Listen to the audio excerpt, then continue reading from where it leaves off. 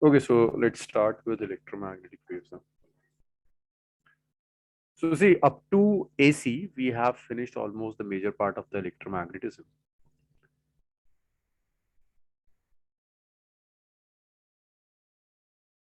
The next topic is electromagnetic wave. So before starting this electromagnetic waves, let's discuss some background of electromagnetic wave. So do you know there are two types of wave? One is mechanical and the another is EM wave.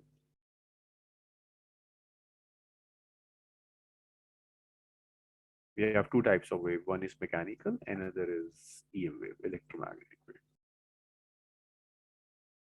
What is mechanical wave, Arpit? What are mechanical waves? Hishma, what are mechanical waves?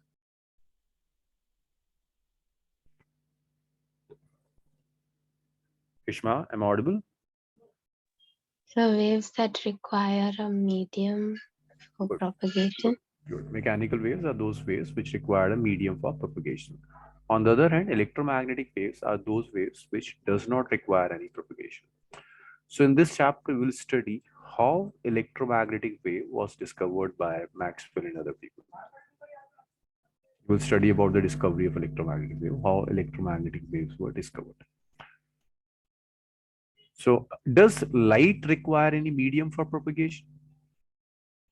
No, Mansi? sir. No, light does not require. So light is not a mechanical wave. Huh? Light is an example of electromagnetic wave. Light is an electromagnetic wave. It does not require any medium to propagate. So in this chapter, we will do the how Maxwell can say discover electromagnetic wave. All those calculations we will do in this chapter.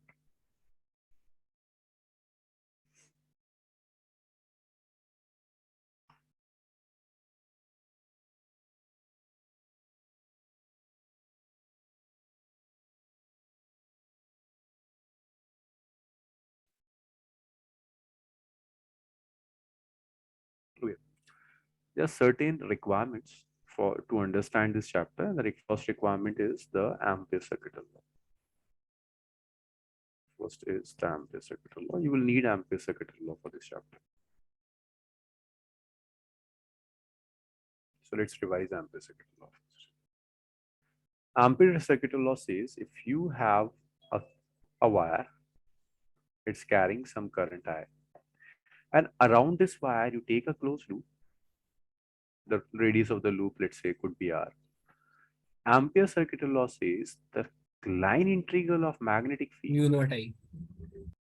Yes. For this closed loop is mu naught times the total current I enclosed by the loop. That is Ampere circuit law. We did this Ampere circuit law in chapter number 5. We'll use Ampere circuit law to derive the expression of displacement current, all those things. Now, do you remember now this Ampere circuit law, that how to derive what is Ampere circuit law and what's the expression of it? Ampere circuit law simply says line integral of magnetic field is mu naught times the total current I enclosed by the loop. That was Ampere circuit law. So all those who have joined this class late, we are starting the next unit, electromagnetic wave, the last chapter of first book of HCRT. In electromagnetic waves, we will see how Maxwell discover electromagnetic wave, and then we will do some properties of EM waves. To understand this electromagnetic wave, you should know Ampere circuit law that we did in chapter number 4. So Ampere circuit law says closed integral of magnetic line integral of magnetic field is mu naught times the total current I enclosed by the loop. That's Ampere circuit law. B dot dl is mu naught I. If you want, you can write this Ampere circuit law, and then otherwise I will start the calculations. So the line integral of Magnetic field. This B dot dl is the line is known as line integral of magnetic.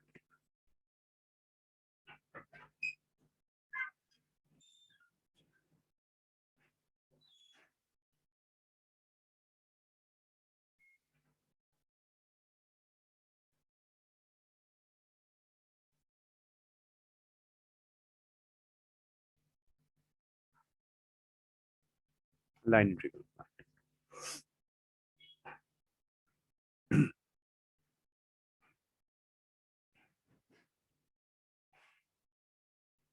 Okay, so let's start this calculation. So to discover electromagnetic wave, Maxwell, the first thing that Maxwell did was Maxwell's proved that Ampere's circuital law is not complete. He proved that Ampere's circuital law is inconsistent. This Ampere's circuital law consists some missing terms. Means this expression B dot dl is mu naught I is not a complete expression. This have some terms which are missing. So to find those missing terms, Maxwell did a very small calculation. Let's repeat those calculations.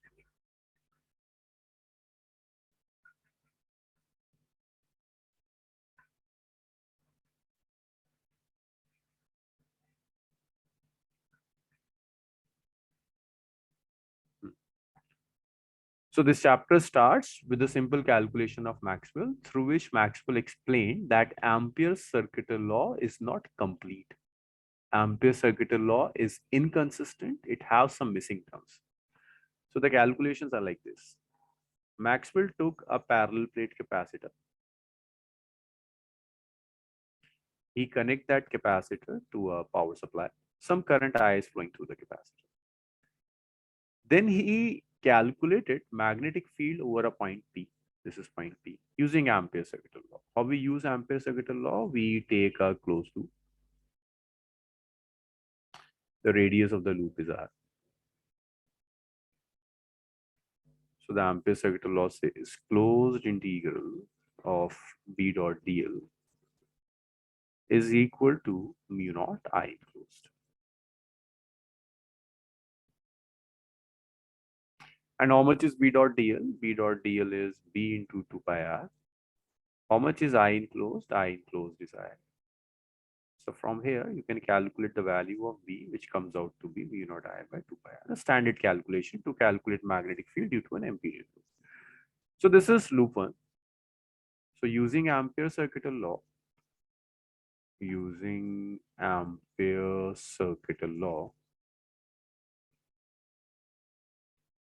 for loop 1.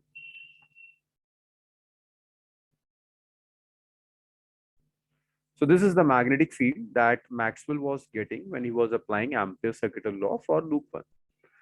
Then the argument was Maxwell was that the value of magnetic field should be independent of the type of loop used.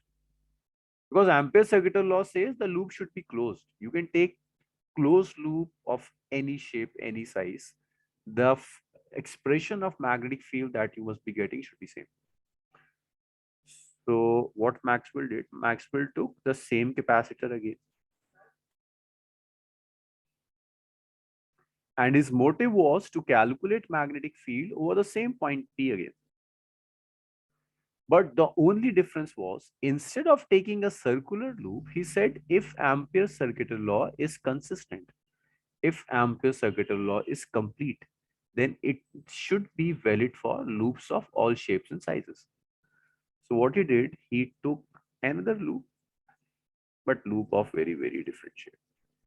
Like you can consider this loop as it's a bottle, which is a bottle which does not have ends. And one part of the loop is passing through this point P and another part of the loop is passing through the capacitor, plates of capacitor. This is the second loop, loop 2. The argument of Maxwell was, if Ampere's circuital law is correct, then you should get the same value of magnetic field, whether you apply it for loop 1 or you apply for loop 2. So he started calculating the magnetic field at the same point P. See, it's the same point, but through a different loop. So apply again the Ampere's circuital law, B dot dl is mu naught I enclosed. B dot dl, if I take this radius to be r, then you can say, okay, B dot dl is B into 2 pi r. B dot dl will be B into 2 pi r. It's B into 2 pi r, which is mu naught I enclosed. How much is I enclosed? I enclosed is 0. The reason is your loop is passing in between the plates of capacitor. In between plates of capacitor, you don't have conductor. Between the plates of capacitor, you have dielectric. You have non-conducting substance. You don't have conducting substance. So in between the plates of capacitor, current cannot flow, because to flow, current needs a conducting medium. In the between the plates of capacitor, you have dielectric. You can't have a conducting medium in between the plates of capacitor. So if there is no conducting medium, that means in between the plates of capacitor, your I enclosed should be zero. So when you put I enclosed equal to zero, he gets magnetic field equal to zero. Now this is an inconsistency. At the same point, P is getting an expression mu naught I by 2 pi r using one loop, and on using another loop, he's getting no magnetic field. So that was an inconsistency in Ampere's circuit law. So let's call this as equation 1.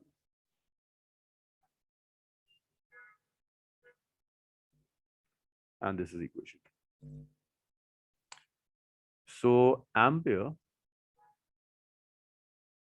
not Ampere,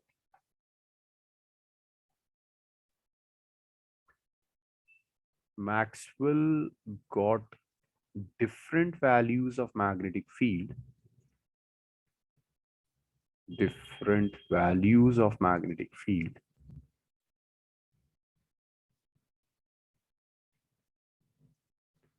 at the same point,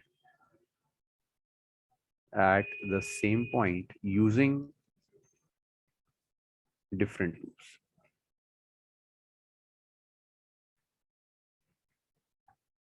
This shows inconsistency in Ampere circuit.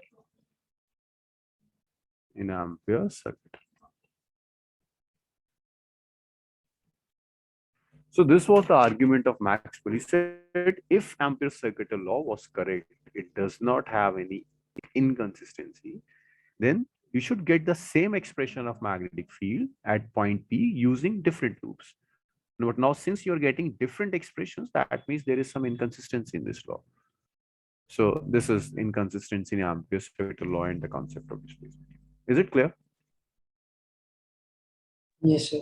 Yes, sir. So usually it's a 3-marker question, that how Maxwell shows that Ampere's circuit law is inconsistent. So this is how we prove that Ampere's circuit law is inconsistent. Note it down, please.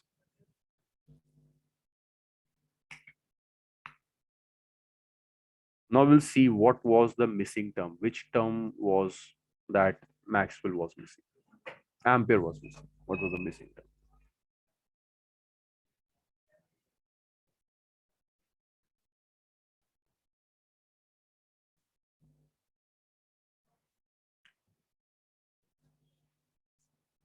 Scroll up a bit. That's just the introduction. I think there's nothing here to write. Right from the slide that you showed us. Yes, I'm coming to it. This one? Yes, sir.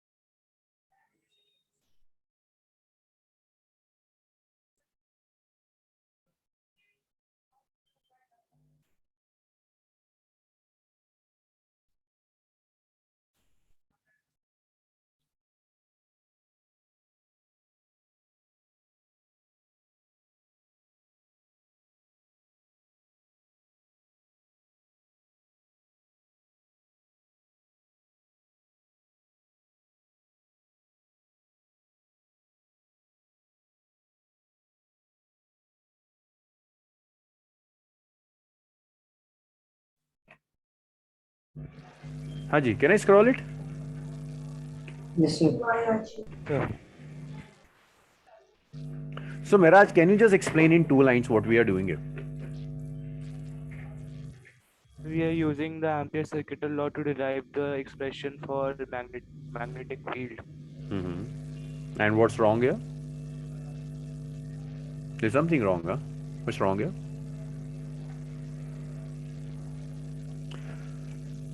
Nabil, Right. Sir, what's wrong here? What? sir, Maxwell used ampere circuital law to ampere circuital law in the process of charging a capacitor. So first he considered using it at a point outside the capacitor plates, and there, since current is flowing in the wire outside the capacitor plate, he found an expression B magnetic field B is equal to mu 0 I by 2 pi r. But when he took another Amperian loop that extends inside the capacitor plates as well, and since inside the capacitor plate there is no current, only electric field. So in that case, I will be 0, and hence the enclosed and hence the magnetic field as given by Ampere's law came out to be 0. So it was found by him that by using the same point but using different Amperian loops, one case we get a certain magnetic field, other case the magnetic field is 0. Yeah, that is the inconsistency. Yes, everyone, is it clear? Saifullah, Mansi, Hishma, Yashika. Yes, sir. Yes, sir. Note it down, please. Sir, can you scroll up a little bit?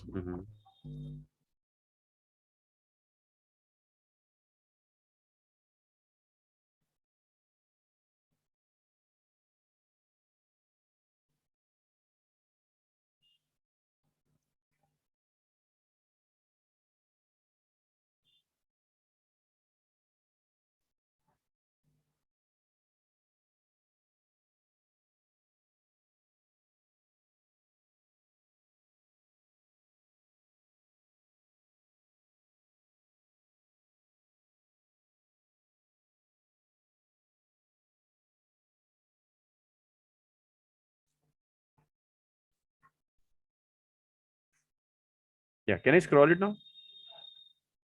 Yes, sir. Mansi, this is the last chapter of first book. Huh? After this, and a very small chapter, it don't take more than 2 hours, 2.5 hours. That's it. After this, we'll start the second book. Scroll up a bit. Yes. In the next class, we'll do the optics. I will start modern physics first. Modern physics is a small portion. I'm to finish modern physics first, and then only optics will be left. Okay. We can do it in either ways. Like we can first finish optics and then we can go to modern physics, or we can first finish modern physics, entire modern physics, and then we can come to optics. Then, because modern physics, each chapter will take 1 class, a very small.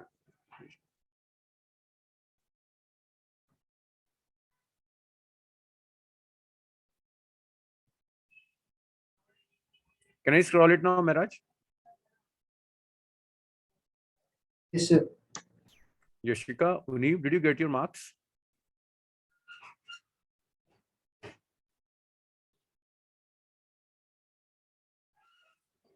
Yashika and Unib, did you get your marks for the half-yearly exams?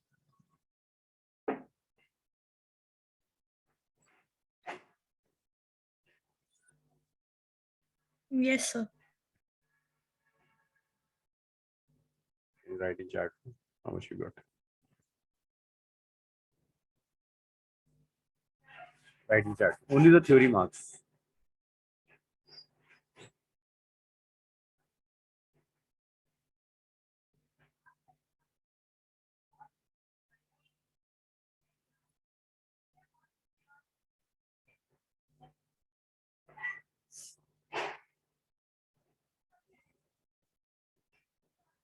Okay. These are out of 70, Yashika. Huh? Yes, sir. Only yours? Okay.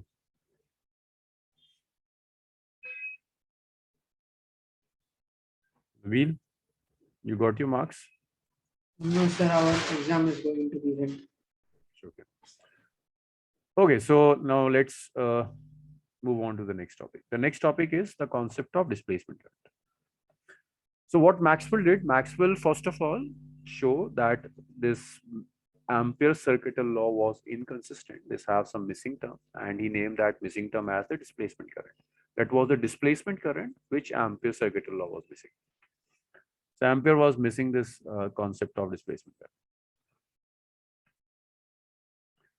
So let's start the next displacement current.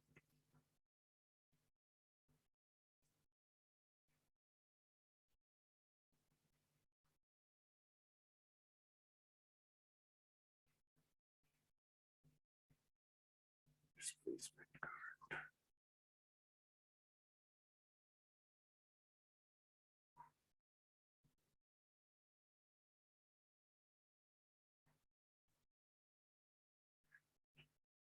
So see, what is displacement current basically?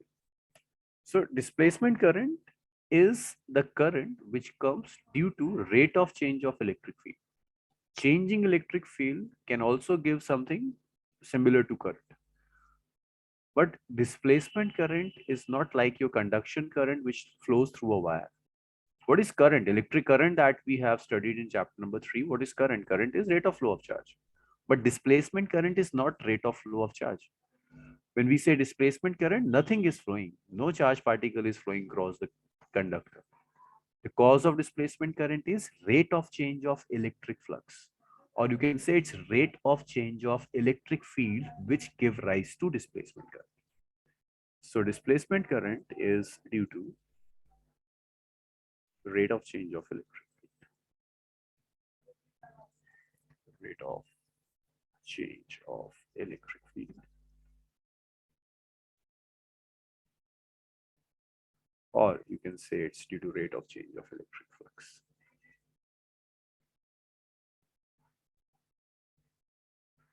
Now, if it is not like our usual current, then why we call it as current? The only reason its dimensions, its unit match with that of unit of current, but it's totally different than our usual conduction current.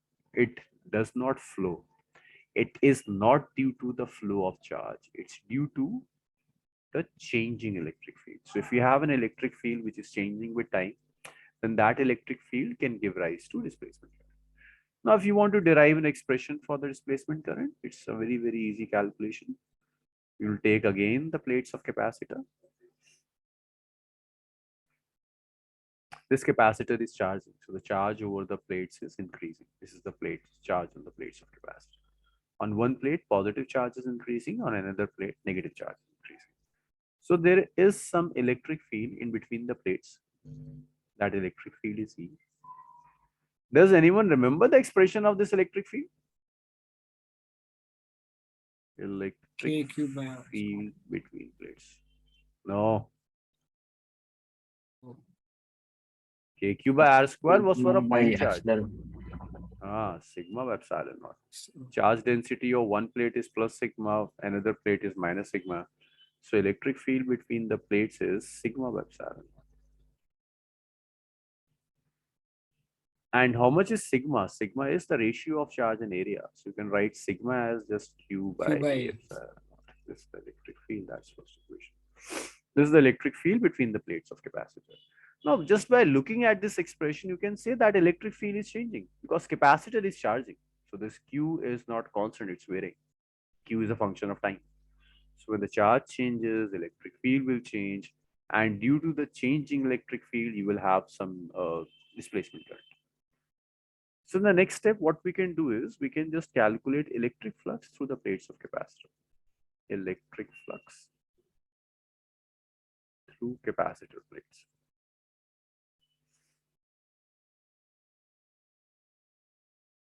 Through capacitor plates. So electric flux through the plates of capacitor is electric field multiplied by the area. So how much is electric field? Electric field is Q by A epsilon naught. How much is area? It's A again. This A and A will cancel out. Your flux will be Q by epsilon naught. This is the flux Q by epsilon. This is the flux linked with the plates of capacitor. Q by epsilon. Let's call this as equation number 2. Now, since charge is changing, the capacitor is continuously charging. So this Q is not constant, it's a function of time. In the same way, this phi is not constant, it's a function of time. You can say EMF induced in plates. So your induced EMF is minus of d phi over dt. It's minus of 1 over epsilon naught. It's dq over dt. Not induced. It's not. No, it's not taking. Just take a rate of change of flux. Rate of change of flux. For rate of change of flux, what you can do is you can differentiate on both the sides with respect to time. So you'll get d phi over dt. And you will get 1 by epsilon naught dq over dt. So this dq over dt, okay, can you find anything like current in this equation? This last equation? Yes. Can anyone of you find anything like current, anything which have dimensions of current in this equation? Equation number 3? dq by dt. This dq by dt. So you can write that dq over dt is epsilon naught d phi over. And what is dq over dt? It's current. This is what we call displacement current, ID. So ID is epsilon naught d phi over dt. So this is the expression of displacement current. This is displacement. I'm repeating again and again. In displacement current, nothing is flowing.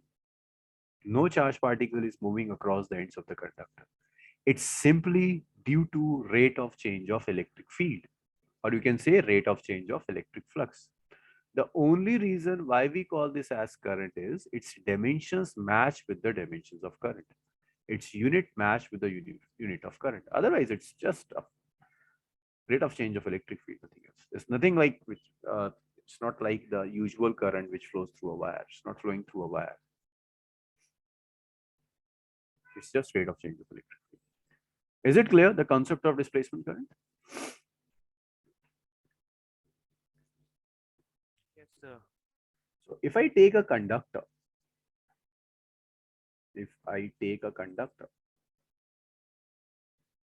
inside conductor there is no electric field. So that means inside conductor there is no displacement current. ID will be equal to 0. Displacement current exists. Displacement current exists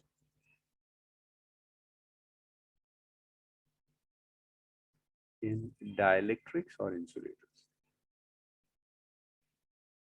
Since insulators and dielectrics are the same thing, insulators, dielectric or insulator. They're almost the same thing. Like you can say all dielectrics are insulators, but not all insulators are dielectric. But you know, displacement current. So Apit, what is the cause of displacement current? It is due to the change in the electric flux. Electric flux or electric field.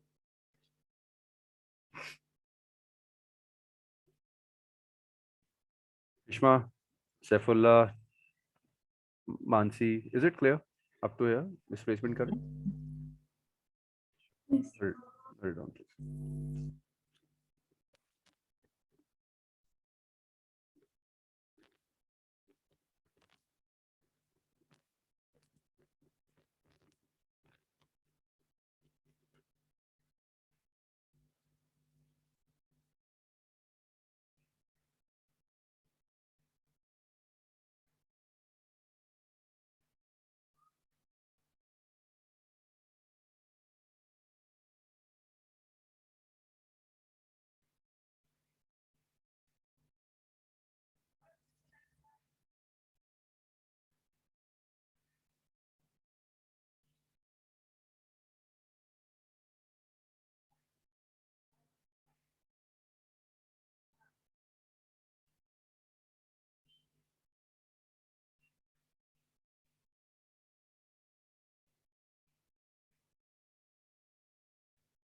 Again, scroll. Yes.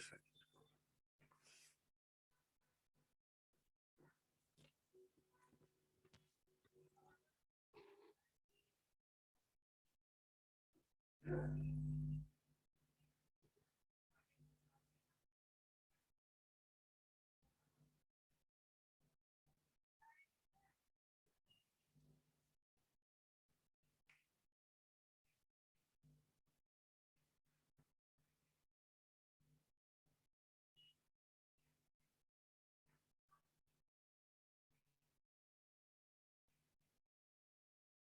So scroll.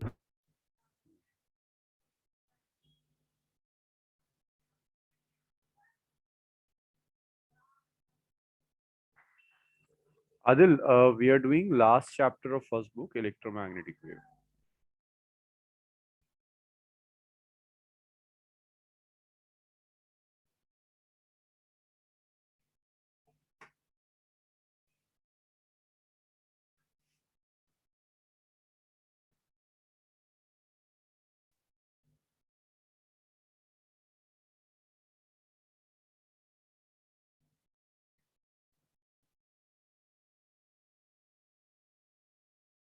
Sir, can you show the diagram? Yes.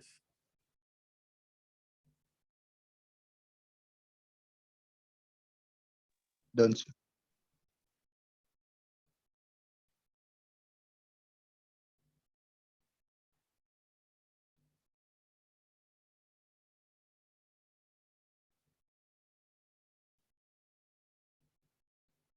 Here is for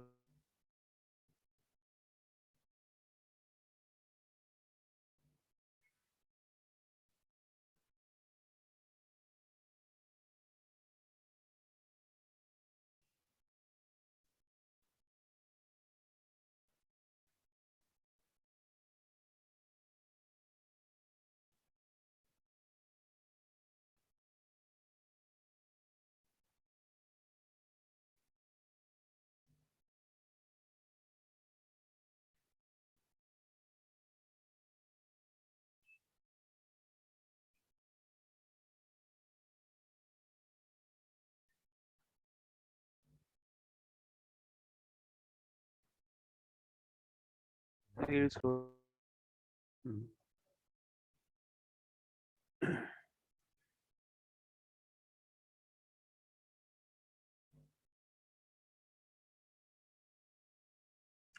There is one question in NCRT on this subject.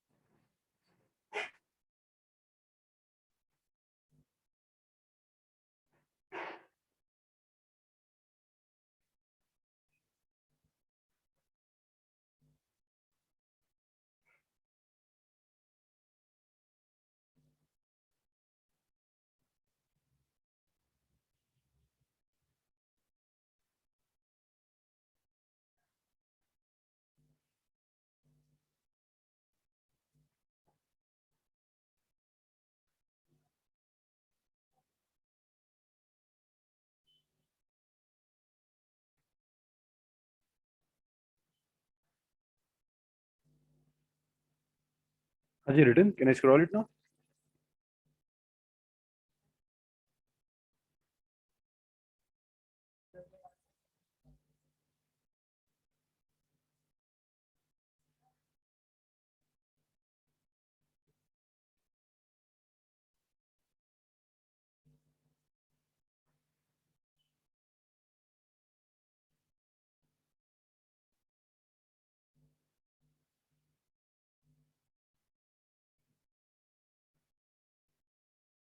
Yes, everyone have written up to here. Can I scroll it now?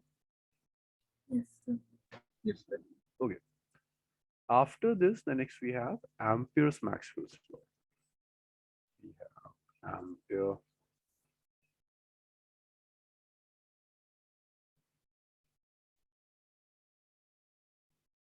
Ampere Maxwell.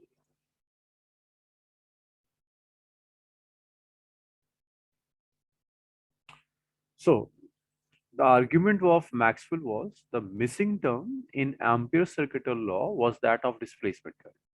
So what Maxwell did, Maxwell just modified this Ampere's circuital law. He said instead of B dot dl equal to mu naught I, you should write this as B dot dl is mu naught conduction current plus displacement current. So he said along with conduction current, displacement current should also be there. Or you can say that this closed integral of B dot dl is mu naught IC, its conduction current. This one formula for displacement current that we just have derived. Miraj, what's that formula for displacement current that we derived just now? Epsilon naught d phi by dt is equal to I. Epsilon naught d phi over dt. So this ID is the displacement current. This is the displacement current. And this IC here is the conduction. This is the conduction. So IC is the conduction current and this term here is the displacement current. This is modified Ampere circuital law, which is known as Maxwell's Ampere's law. So this is a term that Maxwell introduced, epsilon naught d phi over dt. So if you look at this law very carefully, if you just remove this ID, like if you look at the initial Ampere circuital law, then you say is okay, if in the left hand side you have magnetic field, on the right hand side you have current. You will say that the only source of magnetic field is current, conduction current. But now the modified Ampere circuital law, or you can say that Maxwell's Ampere's law says there are two sources of magnetic field in nature. One is current and there is changing electric flux. Changing electric flux means changing electric field. So now Maxwell is talking about another source of magnetic field and that is changing electric field. Maxwell is saying if electric field change, then you will have some magnetic field. So another source of magnetic field is changing electric field. That is Ampere's Maxwell's law. So the argument of Maxwell was there's in nature, there are two sources of magnetic field, which is current, and another is changing electric field. If you have a system in which electric field is changing with time, then that changing electric field will generate magnetic field. One good example of this thing is a charging capacitor. If a capacitor is charging, then plate charge on the plates of capacitor is increasing. Means electric field is changing and that changing electric field will generate some magnetic field. So when you apply Maxwell's Ampere's law in the same problem, say earlier we were getting I enclosed equal to 0. But now you know that between the plates of capacitors, since electric field is changing, you have displacement current. So this I enclosed will not be 0. That will be equal to displacement current. So your magnetic field will not be 0. You will have some magnetic field here. So inconsistency is removed now. There's no inconsistency. Both the loops will give same magnetic field. So this is how Maxwell removed inconsistency in Ampere's circuital law. He introduced the concept of displacement current. So electric field can also generate magnetic field. That was the main point in Maxwell's Ampere's law or Ampere's Maxwell's law. Note it down, we'll do some numericals on it.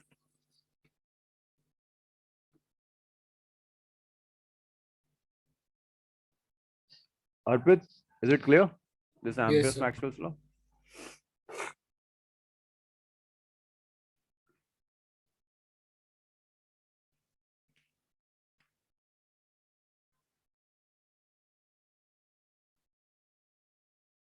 Actually, there is a one very small story about this chapter. Basically, this chapter of NCRT is based on that story.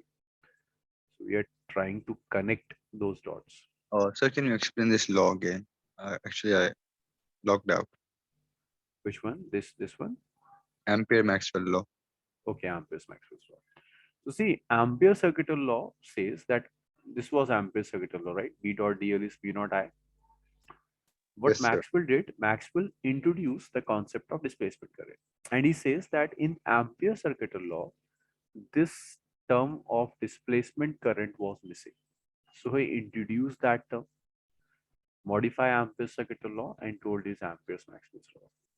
So in original Ampere circuit law, you just have B dot dl is mu naught I, but along with I, you have a displacement current also.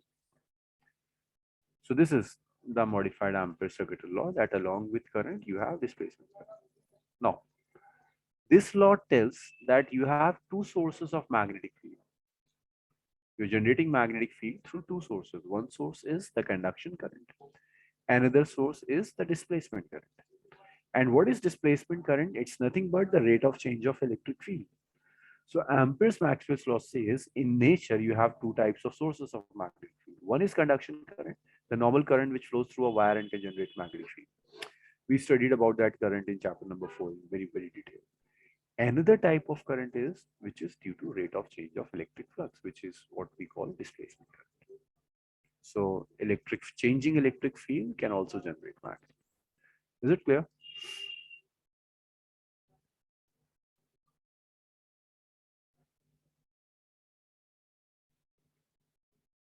Sefula, Miraj, is it clear? Akshay? Yes, sir. Yes, sir. Okay, so before moving further, let me give you some introduction of the sequence of this chapter. Okay, so initially, this is the introduction of this chapter, and if you know this introduction, then you will realize, okay, why this is the sequence of this chapter. Initially, we have two types of wave. One is mechanical wave, and another is electromagnetic wave. Mechanical waves are those waves which needs medium to propagate. The best example of mechanical wave is sound wave. Sound waves needs medium to propagate. It cannot travel through vacuum. Another type of wave that we know is EM wave, electromagnetic wave. These are the waves which can travel even through vacuum. Light is an example of electromagnetic wave. So earlier there was no EM wave. Like Maxwell discovered EM wave. Before Maxwell, there were no EM waves. There was only mechanical waves. Mechanical waves which needs medium to propagate. So people believe that light waves were also an example of mechanical wave. Light means they believe that light needs medium to propagate. So on the surface of Earth, if one have to explain the propagation of light on the surface of Earth, then surface of Earth have plenty of oxygen and light waves are traveling through the air. But in between sun and earth, it was known even at that time that between sun and earth there is no atmosphere, there is no gases, there is no medium. Then how could light travel? That was the question. To answer that question, people introduced the concept of ether. They said ether is something that's some type of fluid which is chargeless, which is massless. It have no property, but still it exists, just to explain the propagation of wave. Because at that time only mechanical wave was there, only mechanical wave was known. So people say that between sun and earth, there's a medium which is known as ether, and light waves travel through ether. There were two people. One was Maxwell, and another was Michelson-Morley. Have you heard this name, Michelson-Morley, earlier?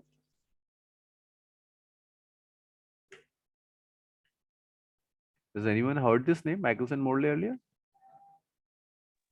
No. No. Okay, Michelson-Morley was the guy who calculated the speed of light. Experimentally, he measured the speed of light. The speed of light that we know is 3 lakh kilometers per second. That was measured by Michelson-Morley through his experiments. So there was these two people. One was Maxwell and another was Michelson-Morley. They don't believe in this ether theory. Michelson repeated his experiment many times, but he can't find something like ether. So he says, if he can't find ether in his experiment, then it's very shady. Ether may not exist. And another was Maxwell. Maxwell also does not believe in the theory of ether. The difference between these two was Maxwell was a theorist, he did calculation. Michelson and Morley was experimentalist. So Michelson and Morley cannot find ether through his experiment, and Maxwell cannot establish the concept of ether through his calculation. So both disagree with the concept of ether. But the problem was, if you remove ether from physics of that time, then how will you explain the propagation of light waves? Because at that time, no other wave was known. People know just one type of wave, which is mechanical wave. So if Maxwell and Michelson more or less says there is no ether, then how will you explain how light travels from sun to the surface of Earth? So to do that thing, Maxwell's invent a new type of wave, which today we know as electromagnetic wave. To discover electromagnetic wave, what Maxwell did, Maxwell, first of all, Maxwell knew that through Faraday's law says that if changing magnetic field can generate electric field. This was Faraday's law, na? E is minus of d phi, which is if you change magnetic field, then you get electric field. This was known through Faraday's law. So it was known that at that time, it was known that changing magnetic field gives electric field. This was Faraday's law of electromagnetic induction.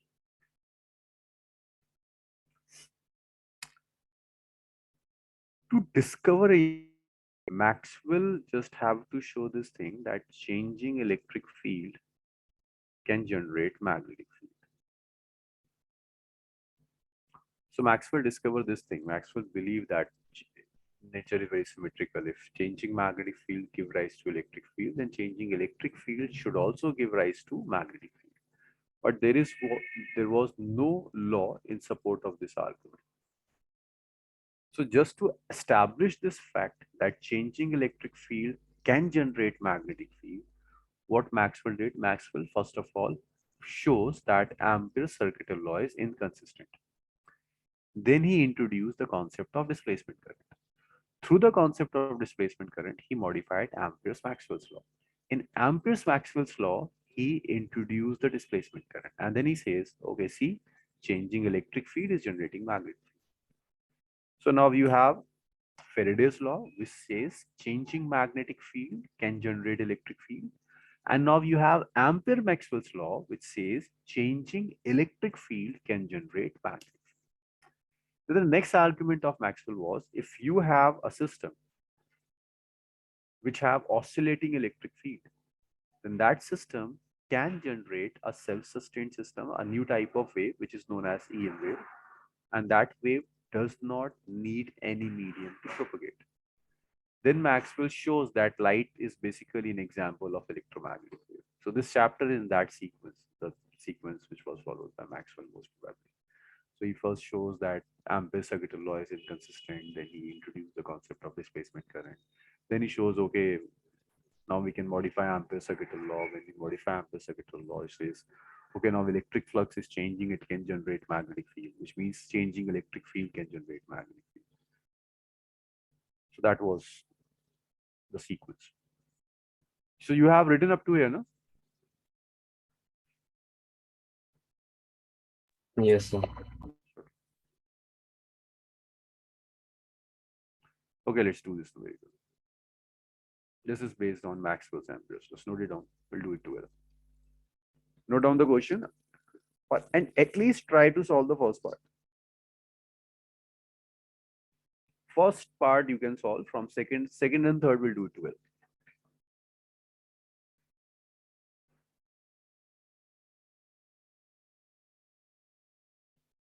Note down the question and just solve the first part.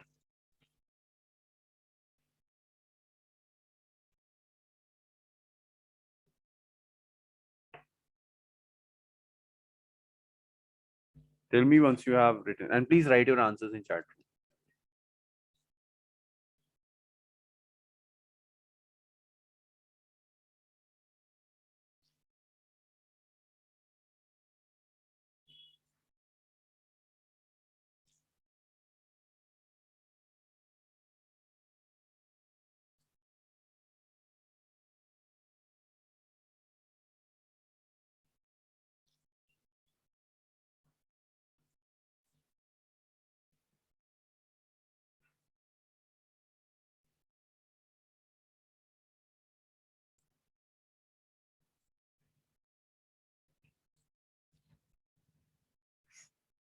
Haji, written?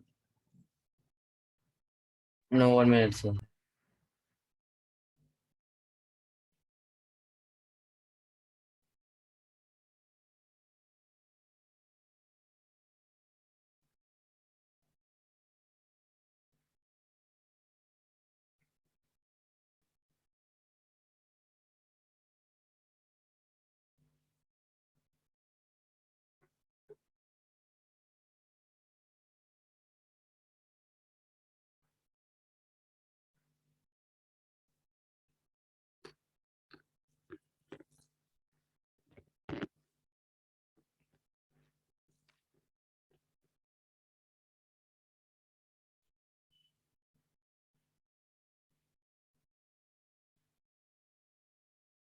Raj, Saifullah, Munib, written.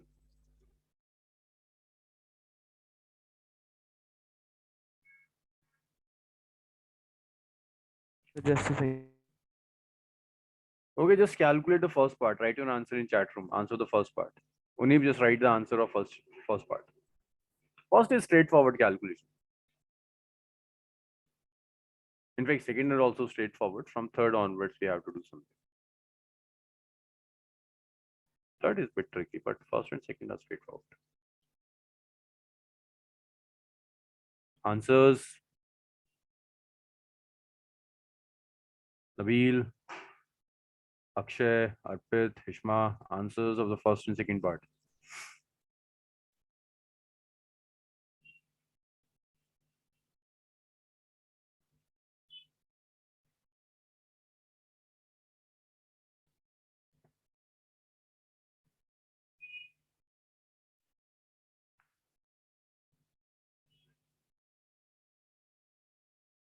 Okay, no one is calculating.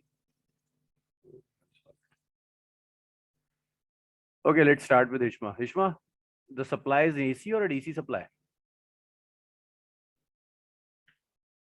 Hishma, the power supply is an AC supply or a DC supply? AC supply. AC supply. And which circuit is this? We did many circuits in AC. AC circuit having resistor, inductor, capacitors and combination. Which circuit is this? In AC AC, circuit having capacitor.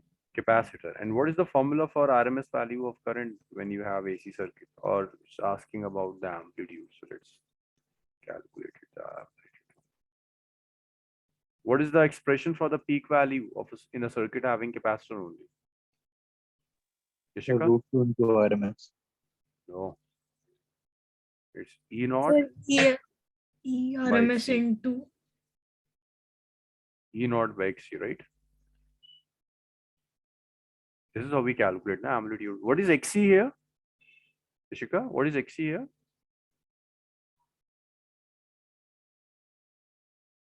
XC, sir capacitive capacitor reactance.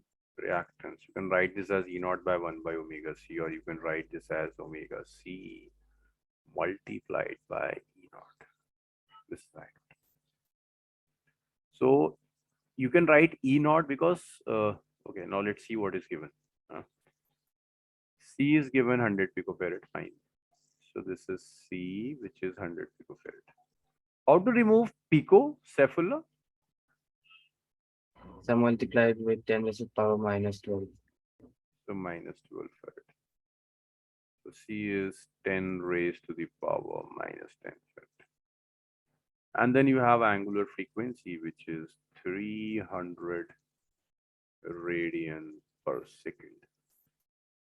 And which value is this 230 volt? Is this the RMS value or the peak value or the average value? This 230 volt? Which value is this? Peak or RMS? Sir, peak. RMS. If nothing is given, that means this is the RMS value, which 230 volt is the RMS. But here you need E naught. You can write E naught in terms of ERMS, right? E naught is ERMS multiplied by. So for the peak value of current, you can just substitute all. Is it clear up to here, Hishma? Arpit? Yes, sir. Yes, sir. You substitute all the values there. How much is omega? Omega is this 300. Omega is 300. How much is C? C is 10 raised to the power minus 10. How much is ERMS? ERMS is 230. And then it's root 2. So you have 23 into 3, which is 40, like 49. 69. So this is 69 root 2 into 10 raised to the power. It's minus 10 into minus 8 and this minus 7. So is this the conduction current or this is the displacement current? Munib? This current that we calculated here is the conduction current or displacement current? Sir, conduction. Conduction current. We are calculating current in the wire. Conduction current. In the second part, he's asking about the displacement current, conduction current are equal. They should be equal because here in wire, which current is flowing in the wire? Akshay, what is the name of this current that is flowing in the wire? This current? Is this the conduction current or the displacement current? What is the name of this current? Conduction current. This is the conduction current. And in between the plates of capacitor, which current is this? Displacement. Displacement. And which current is here in the wire again? Conduction. Conduction. So you can say this is conduction current. It gets converted into displacement current. It again converted into conduction current. It's possible only if they are equal. Because here and here you have same current. The second part, you can say yes, conduction current and displacement current are equal. Even their peak values are equal. And this is 69 root 2 into 10 raised to the power of minus 7 ampere. That was B part. Now let's come to C part. Determine the amplitude of B at a point 3 centimeter from the axis between the plates. Okay, so this is the application of Ampere's Maxwell's law. So this is the plate of capacitor. This is the axis. The radius of the plates is 6 centimeter. This is 6 centimeter. And this is connected through this AC supply. Is asking you to calculate magnetic field here at some point P. And this is 3 centimeter. Is asking you to calculate magnetic field here. Which law you will use, Nabil, here to calculate the magnetic field?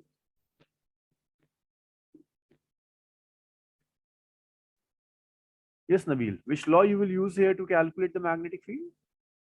So Ampere Maxwell law. Ampere's Maxwell's law. So let's start with Ampere's Maxwell's law. B dot dl is V naught conduction current plus displacement. Let's do all calculations one by one. So to calculate Ampere's Maxwell's law, what you will do, you will take a small loop here, a closed loop here, in between the plates of capacitor. And right from Ampere's circuital law, we know that B dot dl is always, it's B into 2 pi r. This thing we know from Ampere's circuital law. Okay, how much is the conduction current here, Saifullah? How much is IC here? The 69 root 2. IC, in between the plates of capacitor, I'm asking. And 0.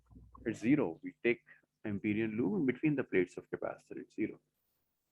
Now, ID I need. How much is ID? Or I need ID not, because I'm calculating the peak values. So I'm taking the peak values of everything. I need peak value of magnetic field. So I will take peak value of conduction current, peak value of displacement current. How much is this displacement current? Can anyone tell? Is it this value? Yes. No. See, this displacement current is passing through the entire area of the plates of capacitor. These are disc-shaped capacitor. Radius is 6 centimeters. So what should be its area? Pi into 6 square. This current is passing through an area pi into 6 square. But you need current through this loop. What will be the area of this loop? Saifullah. Saifullah, what would be the area of this loop, this Amperian loop? The pi 3 square. Pi 3 square. So this current is passing through an area of pi into 6 square, means through a radius of 6 centimeters. But the displacement current that you need should pass through your Amperian loop. The area of Amperian loop is pi into 3 square. So now what we will do? We have current for this area, pi into 6 square, we know. But I need current for smaller area, pi into 3 square. Can anyone tell what we will do? What should be the next step? What should be the next step?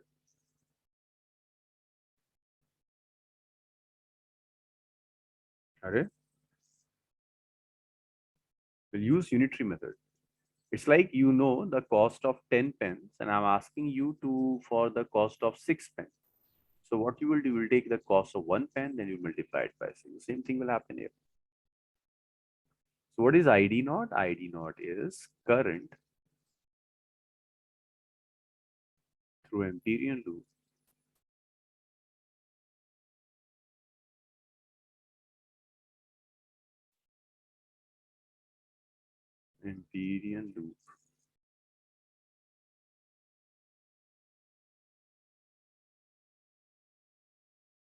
of area, it's pi into 3 square. So we will be using a unitary method here, like current through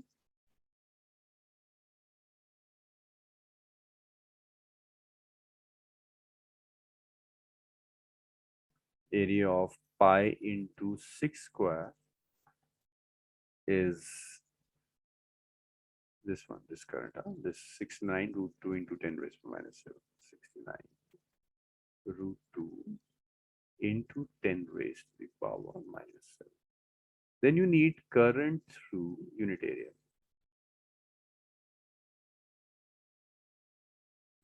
So the current through unit area will be, it's 69 root 2 into 10 raised to the power minus 7 divided by pi into 6 square. Then you need current through pi into 3 square area. So that is 69 root 2 by pi into 6 square into 10 raised to minus 7.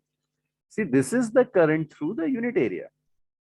Then just multiply it with the given area, pi into 3 square. So this will be your value of ID naught.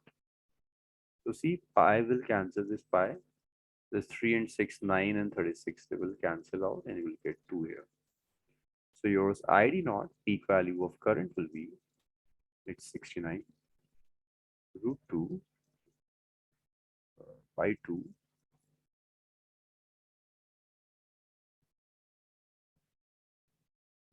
2 by 2 into 10 raised to the power minus 7. So that is your current displacement. It should be 4. It should be 4. Why? 4. Yeah, And 9. yeah. It should be 4, right? Right. Thank you. So this is my first equation. I have to substitute all these values here. 2, 3, and this is my ID naught. It's 4. So let's substitute 2, 3, 4 in 1.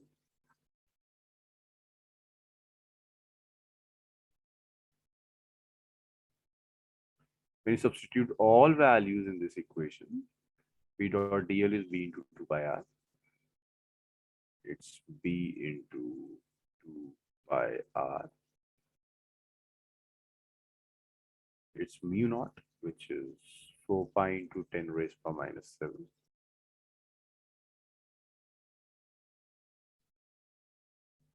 Then you have IC naught plus ID naught. How much is IC naught? That is 0. How much is ID naught? That is 69 root 2 by 4 into 10 raised to the power minus 7. Then you can substitute the value of R also. How much is R? R is 3 centimeter. Or you can say that your R is 0.03 meter. When you substitute the values of R here, you will get P into 2 pi into R. Pi. See, this 2 pi and 4 pi will cancel out. It's 2R. So it's B into R. R is 0.03. Is if you multiply it over here, this 2 will cancel this thing. So this is 69 root 2 by 2 into 10 raised to the power minus 14. So you can get the value of B here. It's 69 root 2 by 2 into 0.03 into 10 raised to the power minus 14. This is the peak value of magnetic. Do it.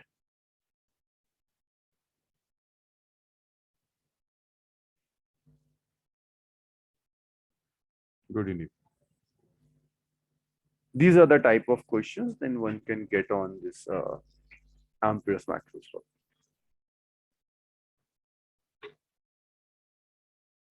Is it clear? Nabil, Yes, sir. Akshay, Arpit, these calculations are clear? Yes, sir. Yes. Sure. Note it down.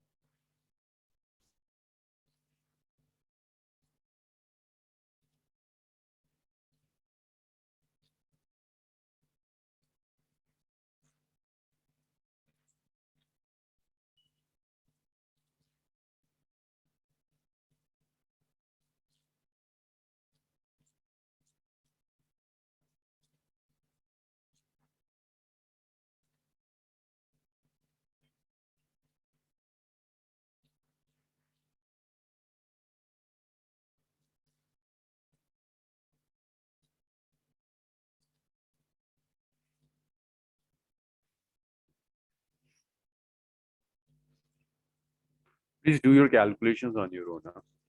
Don't copy the calculations. And tell me if you stuck anywhere.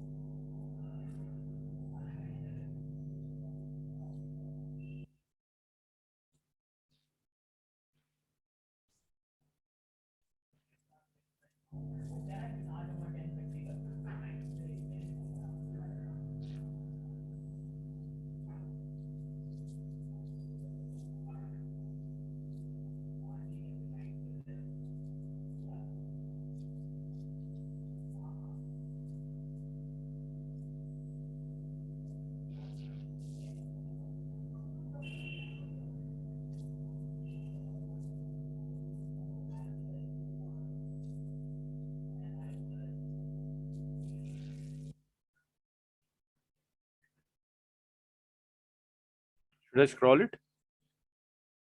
Nabil, Mansi, Miraj. Yes, sir.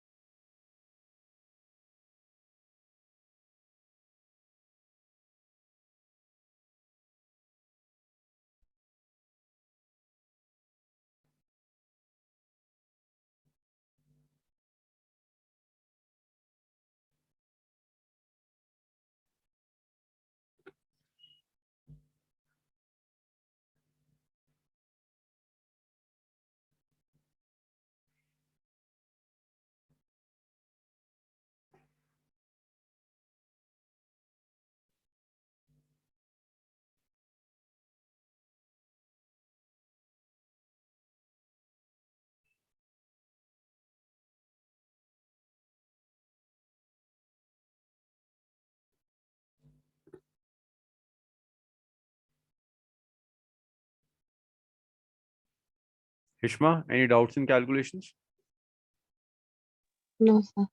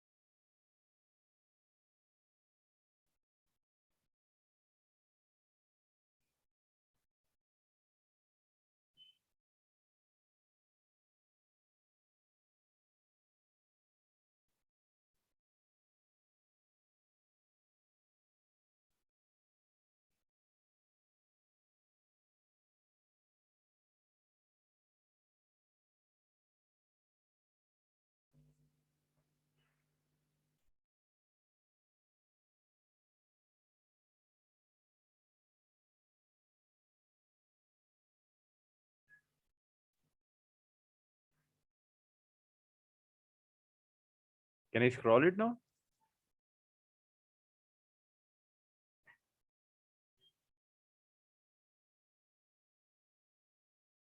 Nabil, Unib, Yashika, can I scroll it now? So,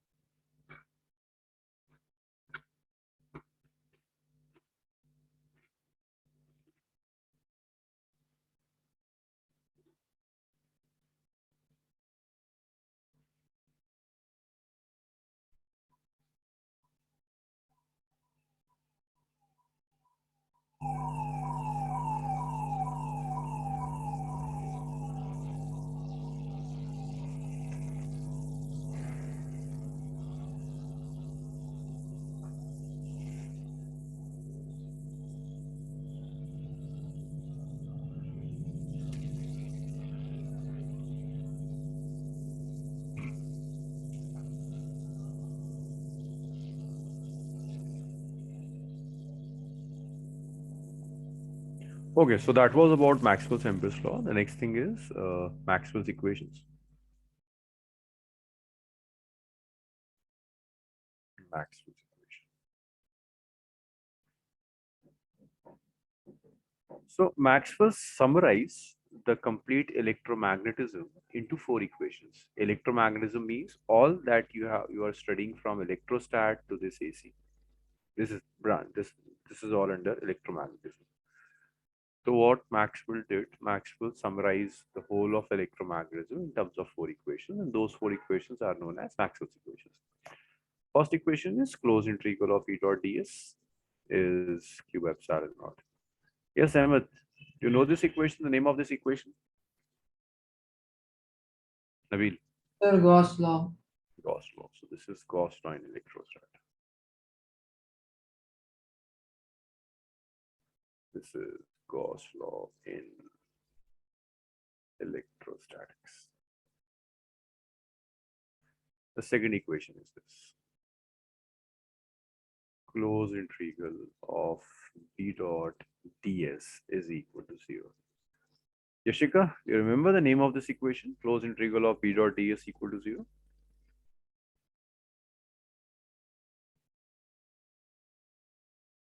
Arpit, do you remember the name of this equation?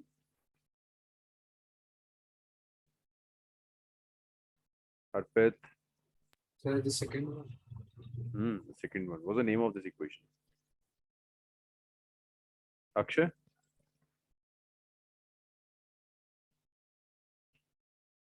We did this equation in chapter number 6. This is Gauss law in magnetism.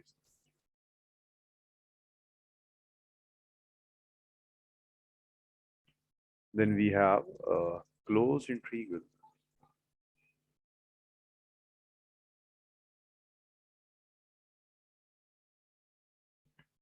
Closed integral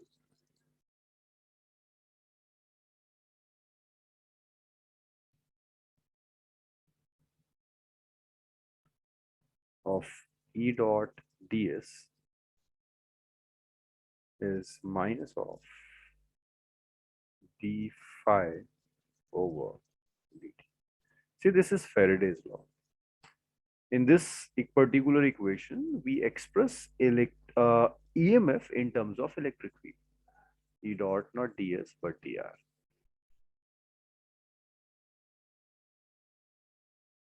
So this is known as Faraday's law.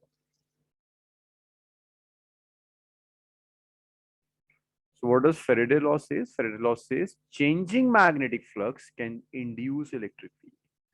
So in one line, if you want to explain it, then it means changing magnetic field can generate electric field. Magnetic flux or magnetic field? Changing magnetic field generate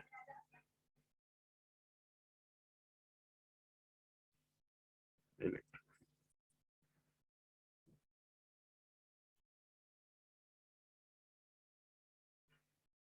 This is the Faraday's law.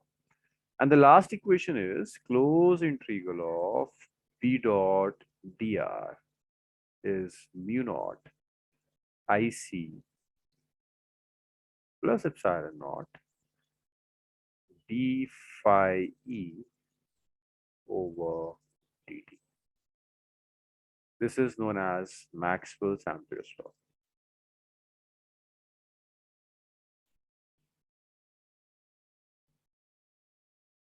And you can interpret this equation in this way that changing electric field will generate magnetic field. You can say that changing electric field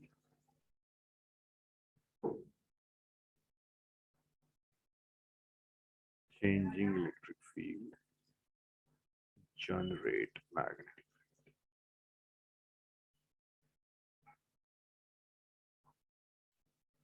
So these are 4 equations which are known as Maxwell's equations. Just note it down, please.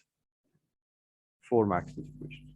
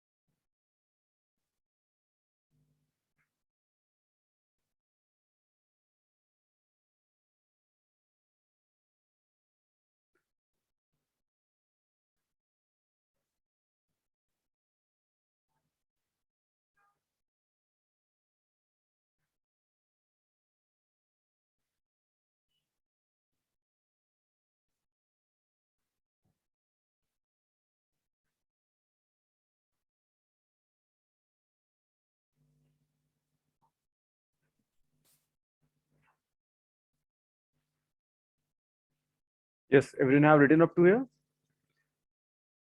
Yes, sir. Yes, sir. So that was the major part of this electromagnetic wave. We'll stop here. The next class, I need just 30-40 minutes to finish this chapter. So after this chapter, I'll be starting modern physics. Huh? We'll not start optics. We'll start the chapters which are after optics. Dual nature, atom, nuclei, then semiconductor. We'll try to finish in the next 2 weeks, and then we will have just optics to complete. And this second book is totally independent of first book. So Mansi, you won't have any, will not face issues in doing second book. It's totally independent of first book. Okay, so let's